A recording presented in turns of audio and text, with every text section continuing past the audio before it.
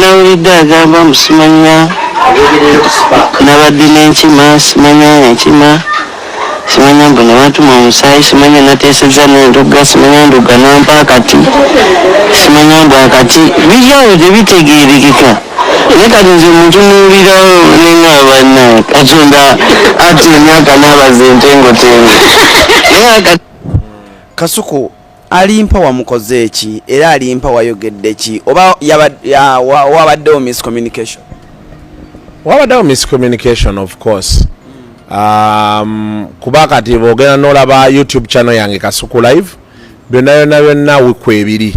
Nze kisooka sinnamugambako nti yayogedde n'endugga, sinnamugambako nti kuliko omusaayi oba ebyomusaayi. So whoever informed him alaika okuba yadde alina obuzibu ku mutwe.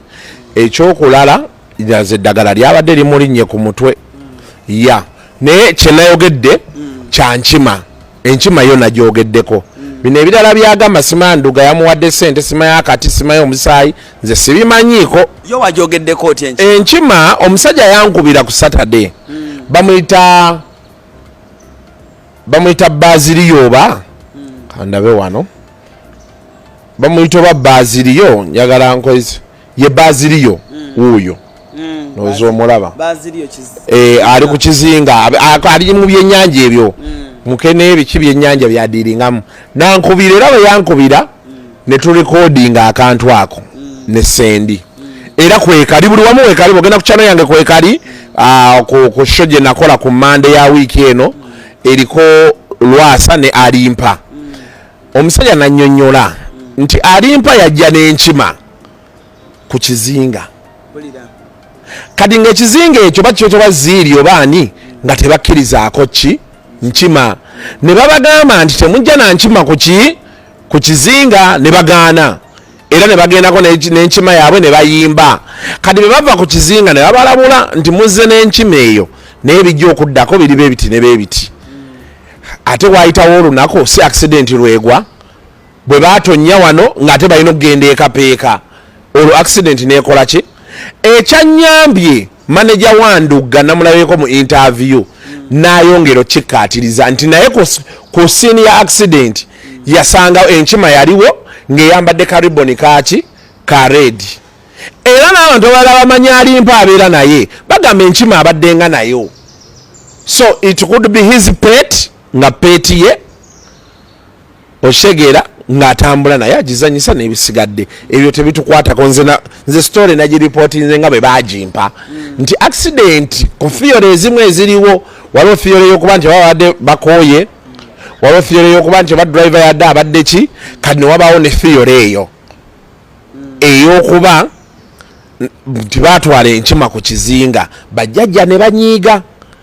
Kati byayogedde waddembo byogera nze sigana nk'omuntu kugamba nti sina magezi kuba nange nina bengamba nti tebagayina.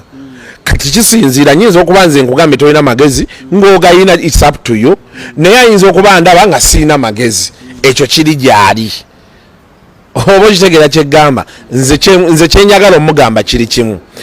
Bw'abeera nga yatwala enkima ku kizinga indeed ng'oli ku recording weeri kanjikuweereze wano ojja giwa abantu ogibazanyire okuba oli ayinza olowooza mu nze njogera byange esimu si mwana is a grown man biveeko eby'omwana gwolowooza olwokuba Alimpa mumpimbu mwana muto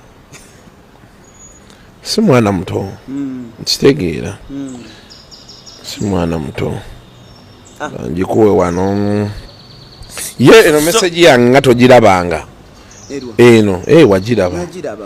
So kati ekyaliwo kyekyo okitegedde. Kati oba yabiraba oba bamugamba bugambi nze kati ebyo tebinkwatako, ebyo ebiddako byabwe. Kuba nze ebyo ebyokwevuma n'okusalawo bye tubaddemu era bye tukyalimu ye business gye tuvugiramu. Kati gwoli waddemu okuŋŋamba kyoyagala kuba nze sirina mpalana n'Alimpa. I don't know him. I've never seen him face to face. I don't know if he has ever seen me face to face. Okitegeera. Kati ebyo ebiddako awo byabwe. Yes. Of course nalabe n'abanjasamira ku social media. Nze okunjasamira ku social media n'obutanjasamira gwe abamanyi. nze mankubulidde kyenkubulidde mba nagenze dda mu maaso kati ebiddako gwamanya nze nkubulira as is nvumya abantu nvumiddwa all my life, actually all my adult life, kuba natandika amawulire nga nina emyaka 2 okitegeera. Kati okuva olwo nvuma banvuma tewali kipya, naye nze kyenjagala omugamba kiri kimu nti bino byonna byonna enduulu zigenda bbeerawo, naye bw'aba amanyi nti yagenda n'enkima ku kizinga nga bwe bagamba, agende either asabe mu church for cleansing oba agende ku musawo bamunaazeeko ebipali bye baleka ku kizinga. Ekitali ekyo ajja bonaabona, ate ffe era tujja kubeerawo wano era abantu bamayize nga boolaba be babadde batandise Kasuku omusajja yagaa nti tolina magezi oli naavayo naagaa nti banna ebintu by'enkima nze enkima nagiraba kati waddembe. Nze kastori yavuddeyo n'agamba nti Kasuku enkima nagiraba nenzinaaba mu ngalo, ekyo kati kyawedde. Okansindikidde nkakuweereza kiriya njakaba ziri mugaaga so byebyo pananga mpuliriza amanya gange nze nganda Peter. Eno show ya Gravity Omutujju gy'addayo okukola ebuwama olunaku lwajjo ennaku z'omwezi 7 ekifo kyonna bakyonoonye Gravity teyazze. Abatesitesi aba Keva Motors ne Hambo Management tebaleeseyo yadde omulema okujja okubugiriza show. Ebintu byonna babyonoonye, tebe zonna zaweddewo, geeti bazikuddeyo, enzigi bazimenyeemu, ebintu byonna byonna babibbye. Kale nno era abatuuze abakedde okujja okulaba ekibulwa ekyabadde be bano Royal Gardens. Ekintu kyonna bakyonoonye, naye nsaba omutesiteeso wa Keva Motors ssebo ojja osasula ebintu byange mu buntu nti olaba zonna bazimenye, kimu kyafudde era bwe mbiraba abatuuze bazikedde wano okujja okulaba embeera bweri nga bwe mulaba. Gravity Omutujju alina okuba ne show erukaya nga batugamba bamuleeta ne wano ewaffe nga bwolaba ebintu byonna babyonoonye, teri kintu kye balese, mirembe, tebe zonna geeti. Bw'otunuulira pulutebe eno bagikubbye yonna yaweddewo nga bwe mugiraba pulutebo yo bagikubye, obusiisirasiisira bwonna bwe tutuulako babumenyeemu, babyonoonyeemu era nga bwe mulaba.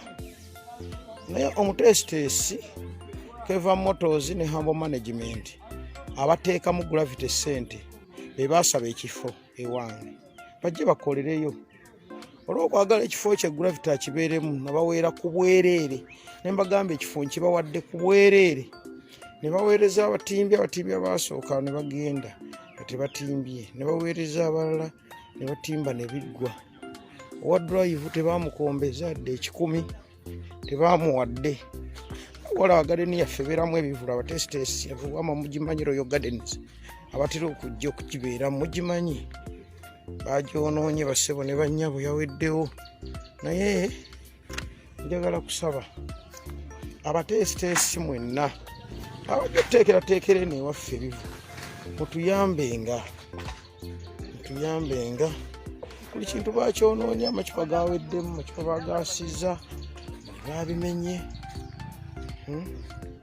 Era nga bwolaba ekifo tubeerako n'oluveera wabweru, oluveera lwonna balukutte ne balutwala. Miliyoni lafule eziri mu 10 eyo 12 zagenze zafudde. Omutesiteesi ye Keva Motors ne Hambo Management abateekateeka Gravity Omutujju wenjogera bo badduse dda era bali mbalala. Ebyuma babitutte bakwatanye nga bwe mumanyi poliisi ebyuma n'ebitwala embeera yeeyo baala nga abayimbi bangi era akalango tukayina mwali ba bitusi nga balina okubaawo Irene n'amatoovu ne Geoffrey Rutaya balina okubeeramu mwalimu Gravity Omutujju yennyini nga ye launching extra launch wano mwalimu Nina Rose yadde alina okubaamu ono w'ebinyaanyanya yabadde alina okubaamu si yekka mwadde okubaamu Bafana bonna tebazze tebalabiseeko babaagaasizza kintu kyaweddewo era bwe mulaba yabadde siteegi bingi sobola bibalaga